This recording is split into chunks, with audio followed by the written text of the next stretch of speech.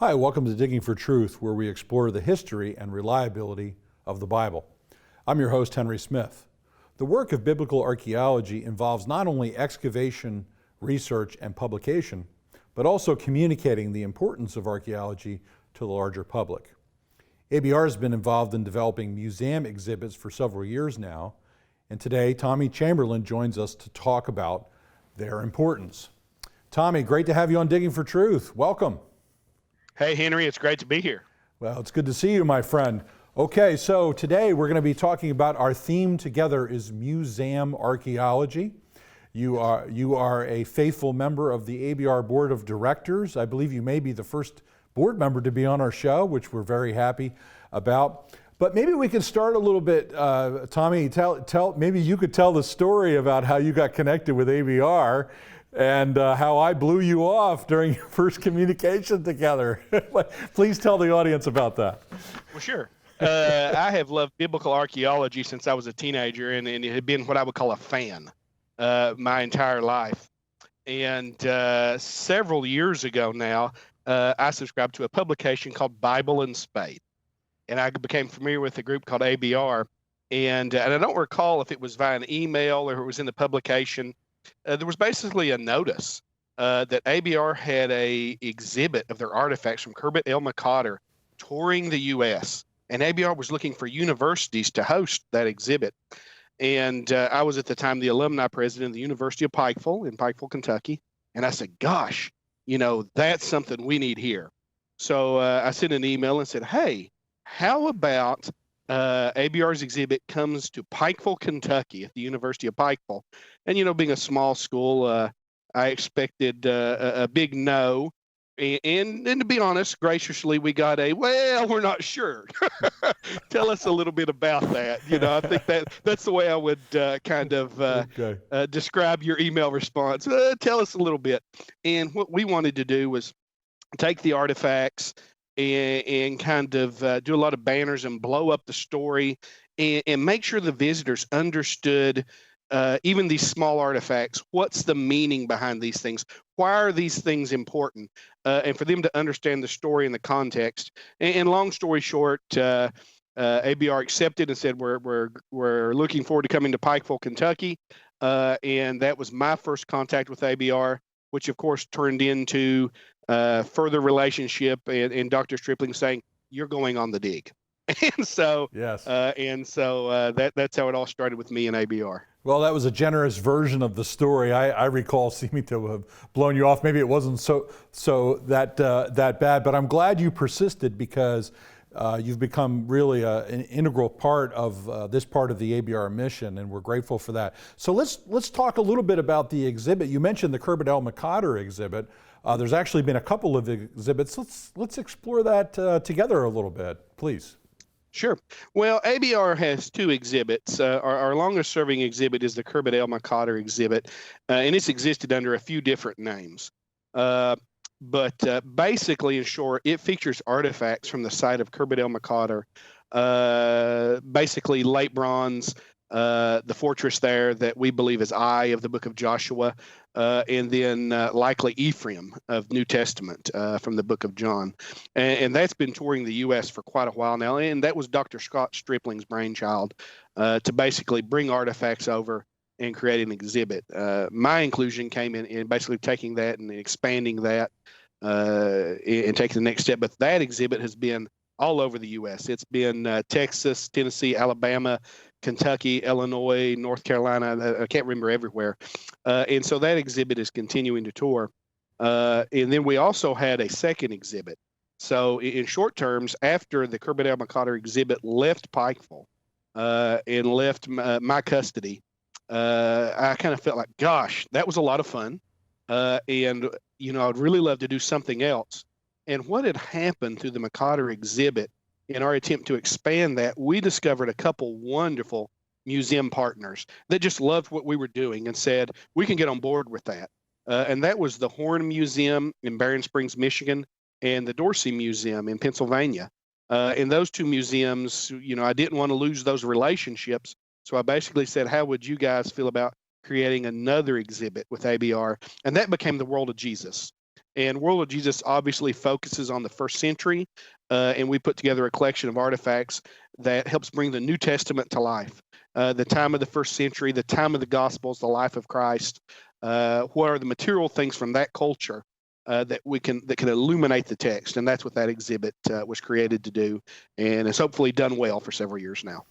Yeah, so let's talk about that World of Jesus exhibit a little bit more, Tommy. I know one of the favorite ones that you created. It's a replica of the Nazareth inscription, but there's a lot of other stuff too, which I think points possibly to the preaching of the resurrection. But there's a lot of other stuff that is associated with that time period. Maybe you could share some of the key artifacts that are displayed in that, just to sort of pique people's interest. Sure. And so what we do in that exhibit, we take a chronological walk through the Gospels.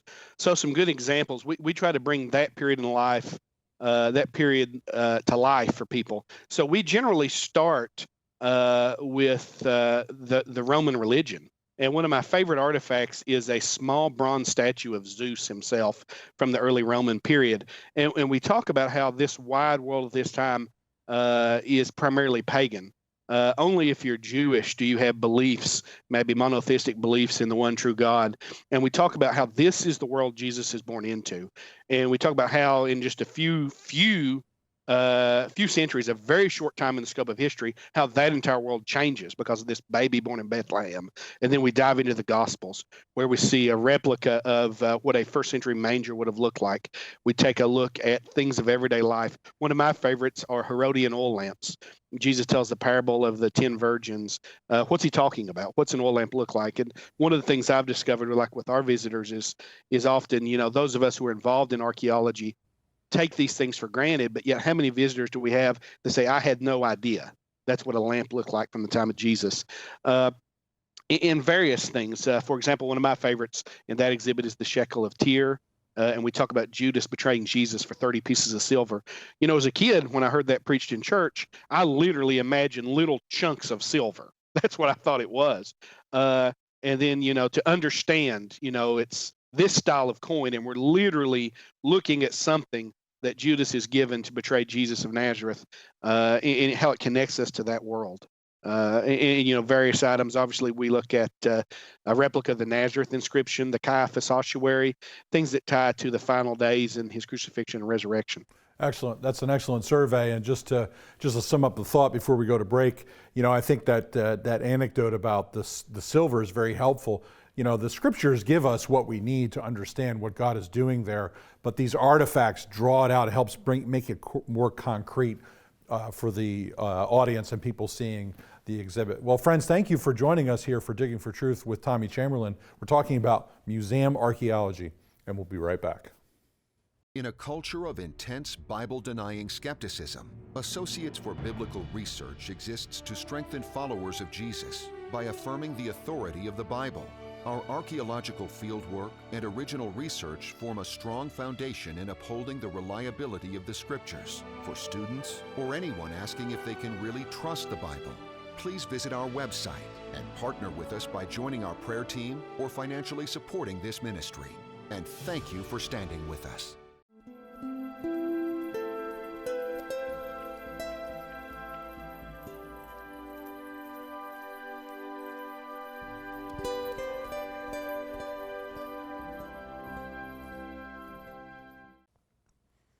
Hi, welcome back to Digging for Truth. I'm your host, Henry Smith. I'm here with Tommy Chamberlin. We're talking about museum archaeology. Okay, Tommy, so, I was thinking about this prior to the show. People like you and I, we would take a big, thick publication about archaeology off the bookshelf and read it. Yes. But most people would not. It sits in a library and collects dust for the most part. It's got a wealth of information. Let's talk about how museum archaeology, why it's important and how it bridges the gap between people like us who do scholarship and the general public. So one of the quotes I like to repeat about archaeology is the goal of archaeology is not necessarily to dig, it's to publish. And so in the world of scholarship, we have these large tomes maybe that you just referred to, and maybe somebody in the world of scholarship will enjoy reading that, but it's not going to be of interest to the average layman. And so what I think museum projects like these projects we're talking about, what they do a good job of is bridging that gap and communicating to the layman, someone who maybe isn't an archaeology fan or an archaeology nerd like I might call myself, but that's interested. And the goal, I think, of our projects is to communicate that information in a way the layman can understand. And that's what I love when people come to our exhibits, is the term that we hear so often: this brings the Bible to life for me. And in the way I think about it is maybe it adds flesh to the bones of the text. I've often heard we read the text very black and white, but being able to see artifacts and describe how they bring to life what we're reading in the text, it adds the color, and it brings that world to life for me in a simple way. It also helps it connects us. That's the way I think about it. It connects us to that time and that place, and helps us connect to the accounts we've read in the text, and bring those things to life. Yeah. So in your experience doing this, Tommy, you're talking about that experience of the touching and the feeling and the way it brings a reaction in people. How about kids? What's your experience with children? Seeing this, they're not going to read that dusty, thick book on the shelf that we read, but the museum exhibits really impact children. Why don't you share about that a little bit? Well, one of my favorite things is when I get to go through one of our displays when nobody's there and have to clean all those smudges off the cases when the kids are, looking at you, because that says, hey, we're interested. And I love it when I have a tour with children, because what I find is they're not in the back, they're up front, and they're excited. And these are ancient, real things I can touch and feel. And what I love to do with kids, I like to put pottery sherds in their hands. I like to put things they can handle and touch. Kids are very, as we all know, that they love to touch and handle things. And I like to do something so we can bring the world of Jesus, the world of Joshua, to life for them. And unfortunately, we know most of our children are going to be taught in public schools and secular universities that the Bible is basically a collection of morality tales, and there's no history there, and they won't be given the contrary evidence, and that is such a shame. And so, it's exciting to be able to see a child, be able to hear, now let's study and let's explore the evidence for this account from the Bible, and look at these artifacts and see how this brings this to life, and to watch that light click and turn on for them. It's wonderful. Yeah, and I could say from my own experience, when my family and I came to visit you and at Pikeville, and my daughter came, and you gave us a tour of the exhibit. That's exactly how she responded to it. She was probably 7 or 6 at the time, and there's the light goes on. She got up towards the front. She really wanted to see what was happening. And so wherever our exhibits are, we want to encourage people, if they can go, bring their kids, because it's such an important thing that these are not just moral stories that are found in Scripture. I thought that's a great way to express it. Now, Tommy, as we're talking about personal experience, you've seen testimonies of how this impacts people, but there's one testimony that you had in mind in particular that you'd like to share about a lady's experience. Please tell the audience about how you see people react in this one particular person. Sure. And so often what we hear, so many times I can't keep count, is this brought the Bible to life for me.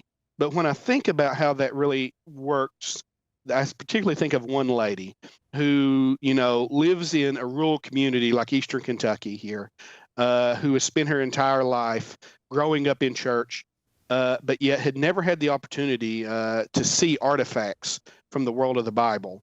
And her family, for her birthday one year, contacted me and asked if they could book a private tour for her and a few of her friends and family to basically have the place to themselves and come in. And so we did. So a 1-hour tour turned into a 3-hour adventure as we literally explored everything. And I try not to get emotional because I watched this lady break down and cry tears of joy. Yeah. 3 times is literally the Bible came to life for her in some very important ways. And that emotion that she had of that experience of, these are things I've always read about and heard about, but this tangible connection brings it to life, puts flesh on the bones, kind of thing, and what it meant to her. And as a person who gets to share this information, you talk about meaningful, to be able to touch somebody's life like that, to have a meaningful contact. That's what it's all about. Yeah, that's really tremendous, and I remember you sharing that story with me before, and that's part of what we want to do in the mission of ABR at all different levels, and one of them is with these exhibits. Tommy, we have about a minute left in this segment. Can you share with the audience a little bit about where the latest exhibit is at least right now, and what future plans we might have? Sure. Well, a short version, we've actually combined the McOtter exhibit and the World of Jesus this year. They're on display together in Katy, Texas at the Bible Seminary this year. So you 2 for 1. It's a great opportunity to see lots of artifacts in the Katy area. Now, in the future, we continue for these exhibits to continue to tour, but we're hoping to create a third exhibit, something called Mysteries of the Bible is our current working plan, where we talk about how archaeology and an understanding of the ancient texts, the languages, bring the Bible to life in a way that maybe the layman wouldn't understand, reading his Bible, sitting at home or in a church, listening to a preacher, how those things come to life. And so we're really excited to maybe bring that out in a few years. All right, 3 exhibits then, man. That's fun. That's phenomenal. Well, we're going to move to a break here, Tommy. Thank you, friends, for joining us here for Digging for Truth today, and we'll be right back after this message. Bible and Spade is a non-technical quarterly publication published by the Associates for Biblical Research. Written from a scholarly and conservative viewpoint, Bible and Spade supports the inerrancy of the biblical record and is a must-read for both the serious Bible student and anyone asking if they can really trust the Bible. Archaeological evidence, properly interpreted, upholding the history of the Bible. Subscribe today at BibleArchaeology.org. Digging for Truth is produced and recorded in the studios of Lighthouse TV, positively different television.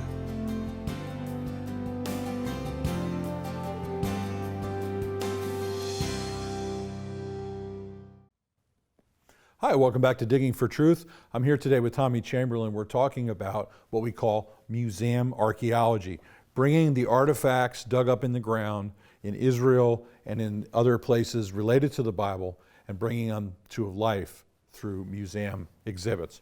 All right, Tommy, we wanted to circle back around a little bit to talk about the Khirbet el-Maqater exhibit, because there may be some folks who are watching who haven't seen some of our previous episodes or know about our previous dig. We're digging at Shiloh now, but we had a previous dig before. Let's talk about that exhibit. Let's talk about the Joshua stuff first, and then we'll move to the New Testament era. Please share. Sure. So the wonderful thing about our Khirbet el-Maqater exhibit is the ability to literally see some of the most important artifacts from that excavation on display right there in front of your face.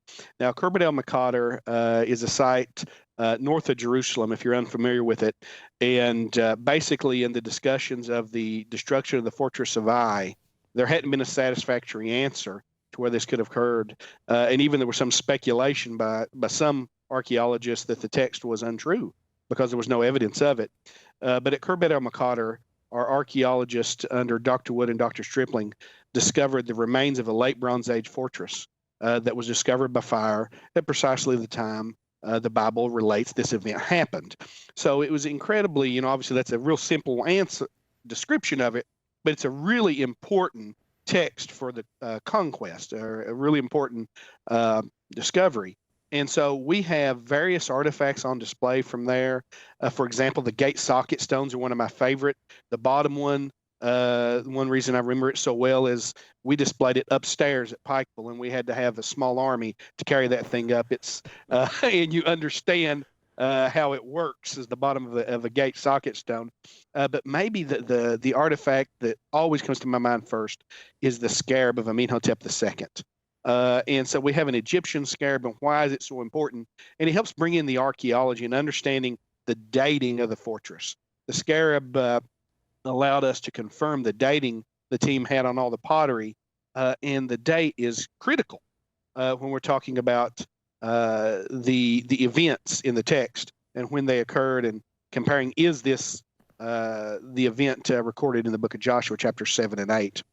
Other artifacts from the site, their personal favorites, come from a later period, and that's when we believe the site may have well been Ephraim, mentioned in the book of John, and it's stone vessels, which are very interesting. We have a couple stone vessel mugs and a basin that date to the 1st century, and these type of artifacts were only in use for a very short window of history that maybe we would call the New Testament era, roughly the 1st century.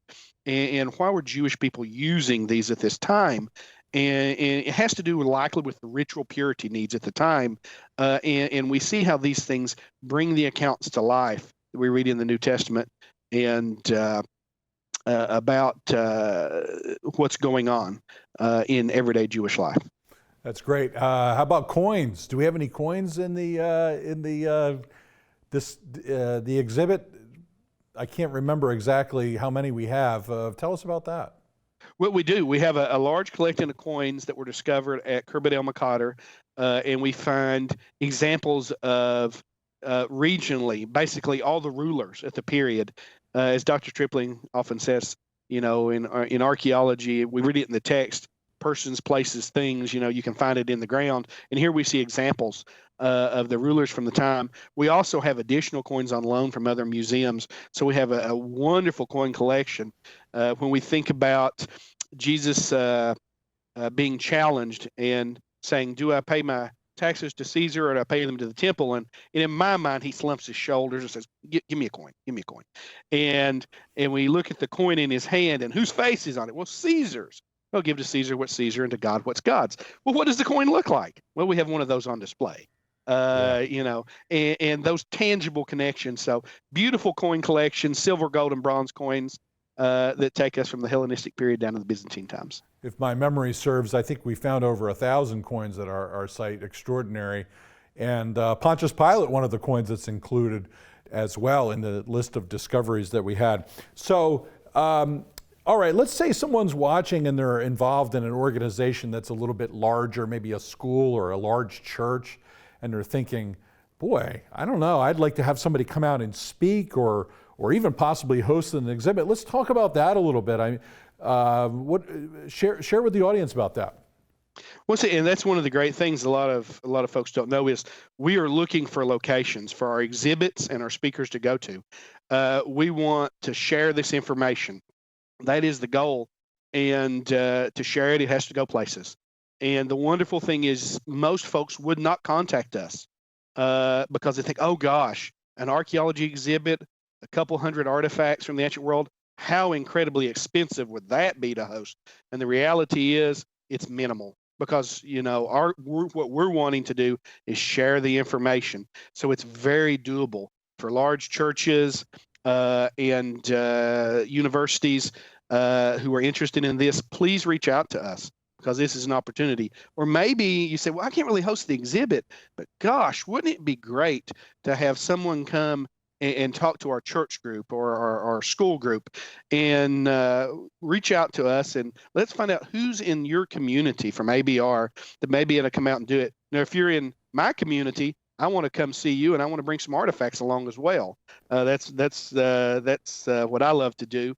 And have some kids in your church or school hold a Herodian oil lamp and different things, and let's bring the ancient world to life. That's great. Well, we'll put that information up for people to contact us. All right, Tommy, I'm going to give you about 45 seconds to wrap up the show. Just please share your final thoughts. Thank you so much for all of this. It's just been wonderful to talk about it, if you would, please. So my final thoughts are basically this: if you've not been to an ABR exhibit yet, and it's in your community, please come out and see it, because we want to help you put flesh on the bones and bring color to life to the text. That's what these things do, is it illuminates the Bible and it brings it to life for us, and where we can touch the ancient world and talk about how people lived and understand better that world. And that's certainly what I think we all want to do at ABR, is bring the Bible to life and illuminate it, and help everybody out there understand the text. Well, Tommy, it's been a pleasure to have you on the show, and it's been a pleasure all these years to work with you. You are an inspiration to us, and the amount of work you've put into these has really been extraordinary. My wife always compliments the work that you do, and I want to say thank you as well. Thank you so much. It's my pleasure. All right, friends. Well, thank you for joining us for Digging for Truth today. We hope that you'll check out an ABR exhibit. You'll pray that God will continue to do a good work through the display of ancient artifacts that show the reliability of the Word of God. Thank you for joining us today.